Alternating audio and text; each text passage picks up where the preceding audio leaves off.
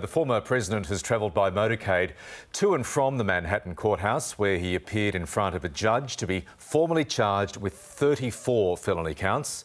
He pleaded not guilty to all charges. We've had some details of the case released. Manhattan's District Attorney Alvin Bragg says it all relates to hush money payments made to Stormy Daniels and other people, and importantly, attempts to cover those payments up.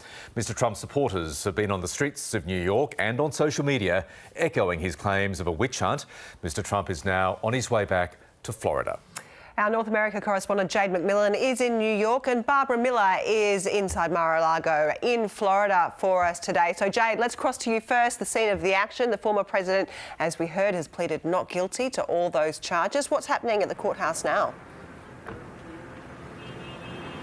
Well, it's a lot calmer here now than it was earlier in the day. That is because Donald Trump has left New York City. As you said, he's on his way back home to Florida. There are still some demonstrators in the park across the street from the courthouse, people on both sides, people who've come out to support the former president and those who came out to demonstrate against him. But as far as we could see today, those protests have been largely peaceful. But this is an historic moment in the United States to have a former president appearing in court charged with these criminal offences.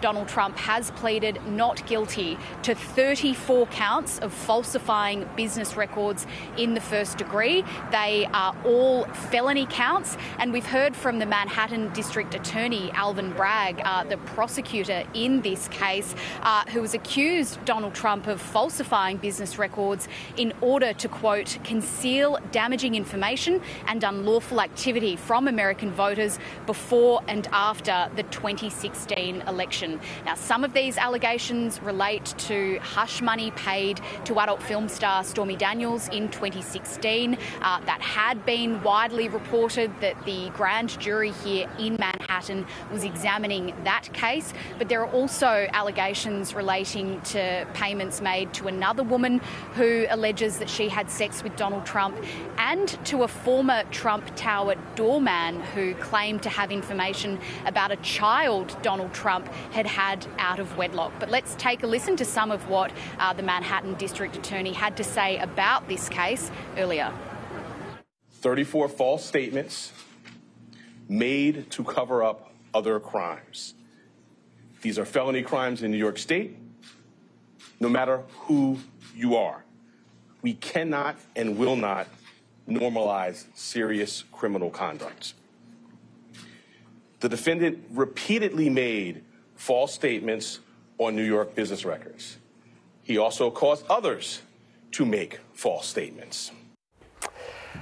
We don't see those things in Australia, the district attorneys or the prosecutors coming out and making statements. It was quite incredible to hear that from Alvin Bragg himself. It was a tense situation outside the court, Jade, as well. Tell us more. Yeah, we have heard from Donald Trump's lawyers after this court appearance wrapped up. They have reiterated, as you would expect, the former president's argument that this is politically motivated. They have claimed that if anyone else were the subject of these allegations, that charges would not have been brought. We can bring you some of what his lawyers had to say when they insisted that he would maintain his innocence. He has, of course, as we said, pleaded not guilty. They say that he will be fighting these charges. I can't tell you what we've discussed with No, our I client. understand, So but are that's you the answer. concerned that he's continuing to go after the all. judge, talking about the judge's wife, talking about the family? I mean, I don't think the judge was concerned about it. Yeah, but any other defendant, wouldn't you be like... Any other defendant wouldn't be here today. Now, we've also just heard from Donald Trump himself. He has emailed supporters. He says that email was written while he was on the plane back to his Mar-a-Lago property. But he has said that we are living through... Sorry, this is New York City. It's roads have reopened now. Donald Trump has said in this email that he has sent to his supporters that, quote, we are living through the darkest hours of American history. He has told them, though, that he is in great spirits because of the support that he has received. And in true Donald Trump fashion, he then goes on to appeal for financial donations. Jade, thank you very much. And we're going to go to our correspondent, Barbara Miller, who is at the former president's compound in Mar-a-Lago. But let's just bring up the flight tracker of where Donald Trump's plane is at the moment. It has just crossed the border into North Carolina, heading south towards Florida. He got onto that plane about an hour ago, leaving the courthouse immediately to go to LaGuardia Airport to get on that plane. And as we have just heard, he has been emailing his supporters already from the plane. Barbara, it's not long now till the former president arrives back home in Florida, and he'll be speaking. What's it looking like there? There's certainly a hive of activity here in the Grand Ballroom named after Donald J. Trump on his Mar-a-Lago estate, now his home after he moved his residence here to Florida away from New York. As you heard there, he says he's in great spirits as he comes back here.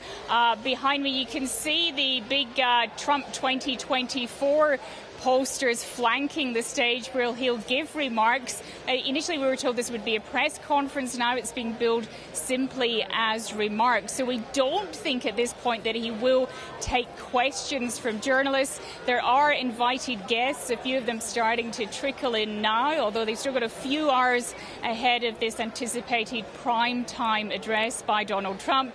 And those that are there are being G'd up by some hits of my generation, let's just say. A bit of Whitney Houston, a bit of ABBA. The Animals also being played out here as well, just lifting the mood a little. Oh, ABBA, OK. That's interesting.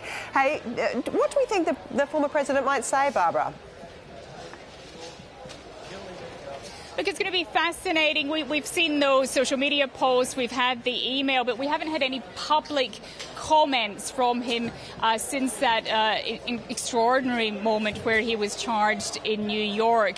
During that court hearing, the prosecution raised the fact that on his social media posts, for example, he was shown holding a baseball bat next to the district attorney, Alvin Bragg. He's been told to tamper down the rhetoric there, but no gag order was placed on Donald Trump. So that means he could still talk about this case, but you would expect that his lawyers might be trying to give him some advice on what he perhaps should or shouldn't say. That it's never really worked in the past with Donald Trump, but we are, as we keep saying, in uncharted territory here. So going to be really interesting, but perhaps one of the reasons that he's not taking questions is that perhaps is a little bit more dangerous. And also very interesting to see who will turn up here today. I don't expect Ron DeSantis, Florida's governor, will be here. He's another potential contender for that 2024 Republican nomination and was once such a protege of Donald Trump.